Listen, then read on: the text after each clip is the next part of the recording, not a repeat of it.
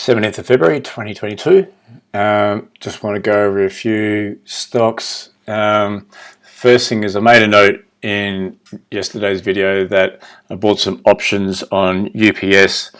However, I said I was kind of regretting it because I wasn't entirely sure if it was sort of fit in with one of the key sectors that are performing well. No, I think I was actually wrong about that. UPS does sort of fit into the shipping category, as I understand. So that's quite interesting to see. Anyway, I bought options on this pullback after a big breakout gap here. Set around here, I think it's going to need to pull back a bit more. It did.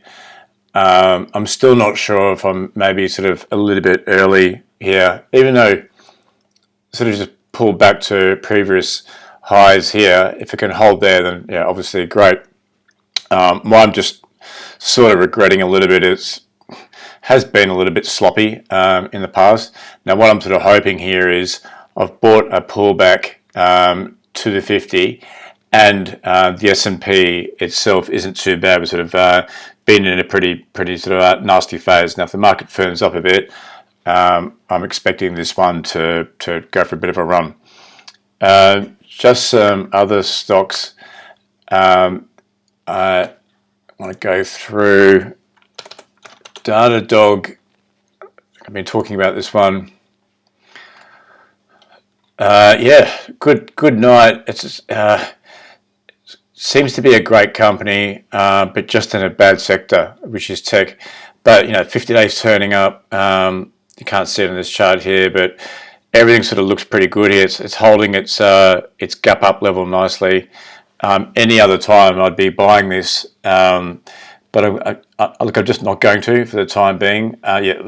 Two reasons being, tech is in a bad space. I'm going to go on to the tech route. Sort of it continued even more last night, and also we're not at all-time highs with DDOG. So in the weekly here, back at sort of previous, which probably narrow resistance. So yeah, I'm just going to play it safe and not do that one. Yeah, DOCS is just very similar. Similar sort of pattern to DDOG, holding that gap up level really nicely. 50 days sort of turning up. But again, do I want to be buying in that sector? That's still sort of quite tough. Yeah, I'm so tempted to buy just given how strong those charts are, but I'm not going to for the time being for the reasons I've outlined.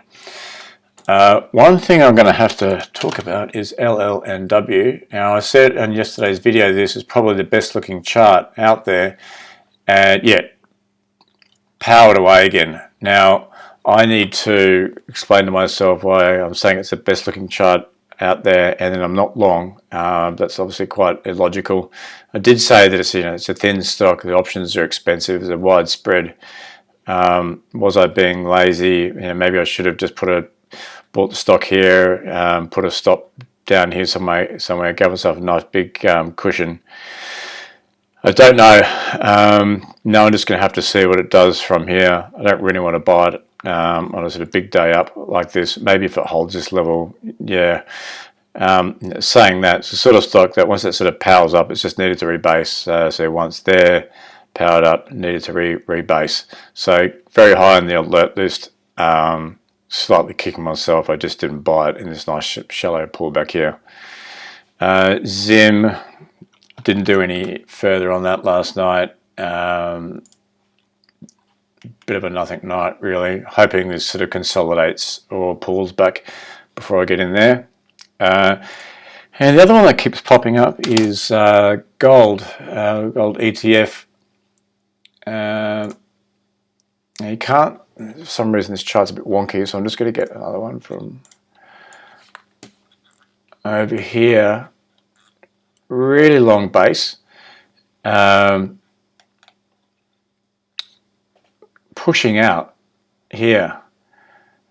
That really looks like a stage 2 to me, or an attempt at a stage 2. Now the interesting thing here is the implied volatility is incredibly low. It's sort of 15 to 16%, and I'm actually struggling to think of a security that I've seen with an implied volatility that low before. So that means the options are super cheap on this.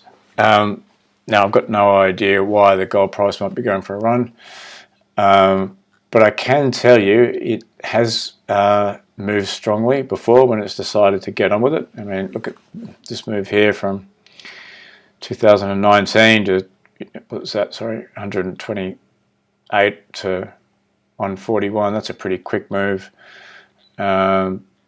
Same out of this little base here, 162 to 191. So it's not like this security can't move. And with the implied volatility this cheap, yeah, I'm seriously tempted to put a trade on here, even if it's expensive something else that I'm doing.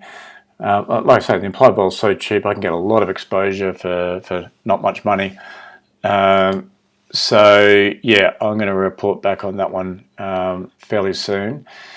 Yeah, interesting though, isn't it? I don't know if yeah, maybe gold's going to finally have a sort of run at the expense of crypto. I don't know.